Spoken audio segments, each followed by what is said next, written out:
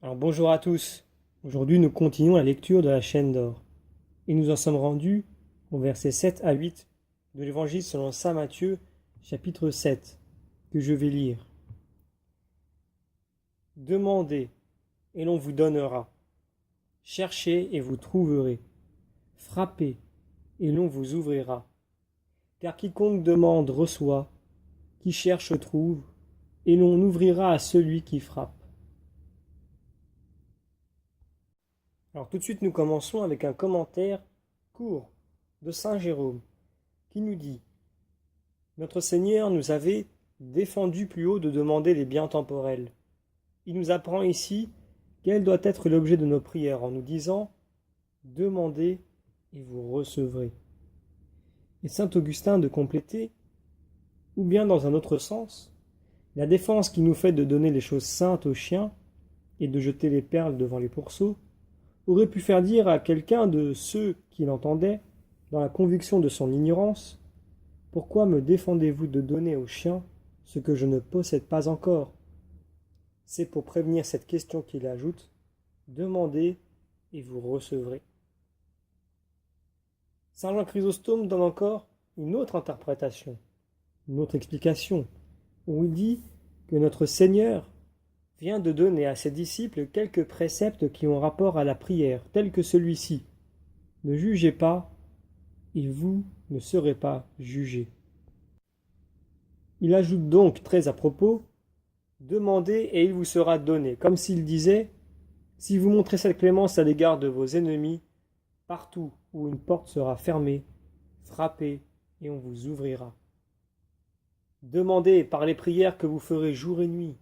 Cherchez par vos efforts et par votre travail.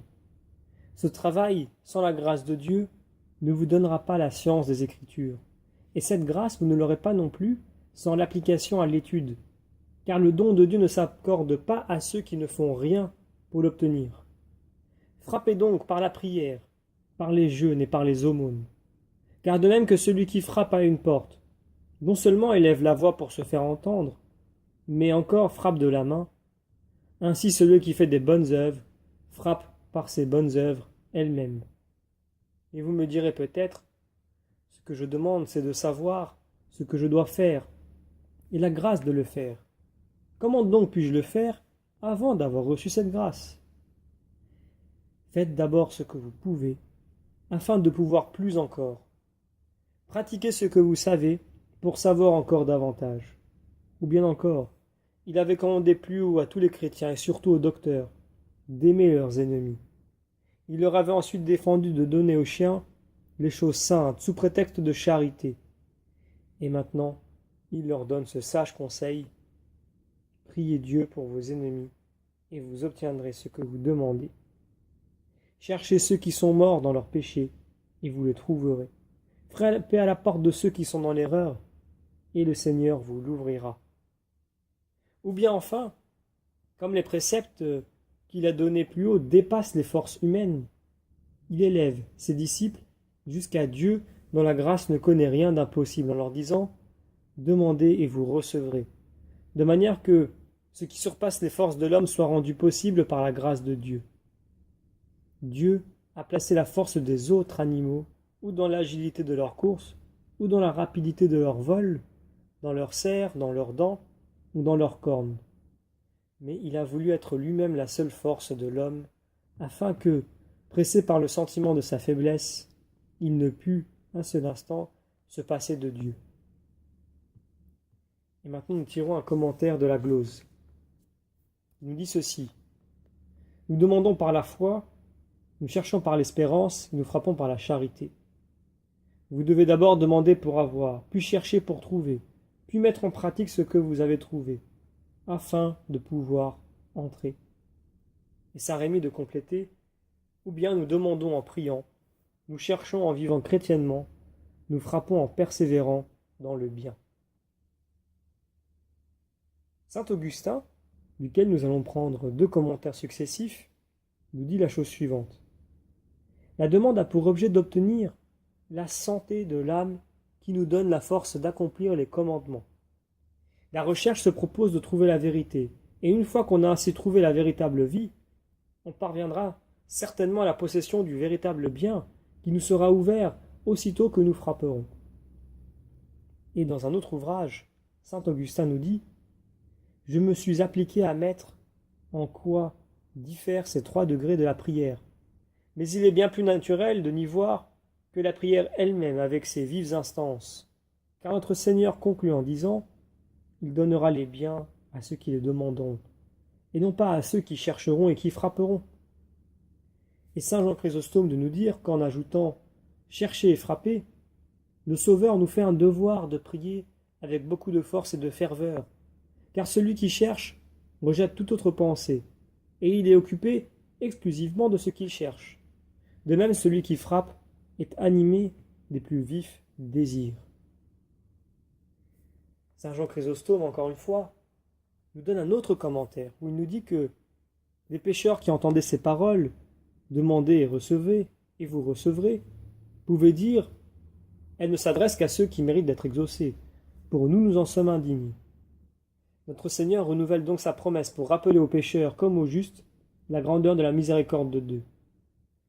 Quiconque demande reçoit, c'est-à-dire juste ou pécheur, qu'il n'hésite pas à demander, afin qu'il soit bien prouvé que Dieu ne rejette personne, si ce n'est celui qui a douté que Dieu pût exaucer sa prière.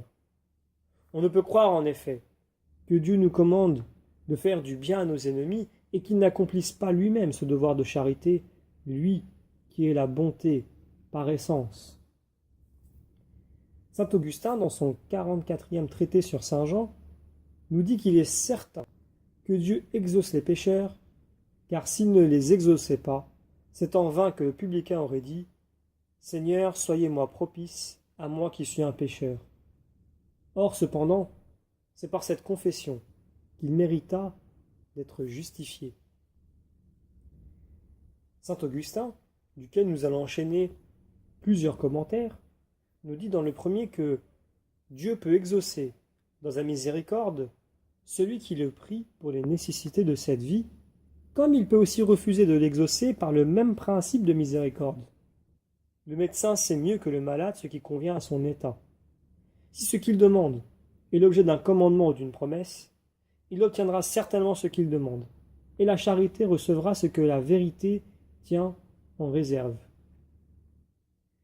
Et dans sa 250e lettre à Paulin et à Thérasia, saint Augustin nous dit que c'est un effet de la bonté de Dieu de nous refuser souvent ce que nous voulons, pour nous accorder ce que nous devrions préférer.